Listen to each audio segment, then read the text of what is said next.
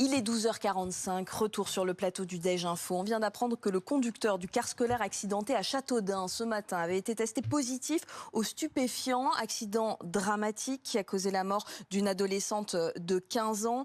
Il y a une trentaine de blessés. Vincent Ventighem, test salivaire pour cet homme à prendre quand même avec précaution. Oui, il faut encore faire preuve de prudence parce que vous l'avez dit, c'est un premier test salivaire qui a été réalisé sur le conducteur de ce bus qui a révélé qu'il était donc positif aux stupéfiants.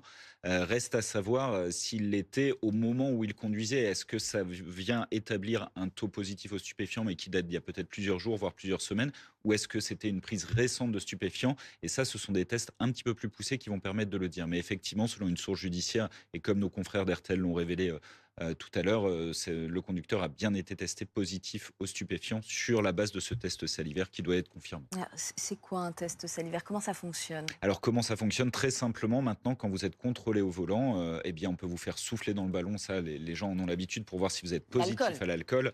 Et puis, on peut vous introduire une espèce de petit coton-tige dans la bouche qui va, voilà, après être mis dans une solution et permettre de déterminer si vous avez consommé des produits psychoactifs tels que du cannabis ou même de la cocaïne dans les jours ou les semaines précédentes. C'est ce premier test qui s'est révélé positif. Mais évidemment, le conducteur de ce bus, peu après l'accident, quand il a été pris en charge par les enquêteurs, les services de secours et notamment les pompiers, il a fait l'objet de prélèvements, notamment des prélèvements sanguins, pour permettre de déterminer voilà, s'il avait consommé de l'alcool avant de prendre le volant ou des stupéfiants quelques heures auparavant. Donc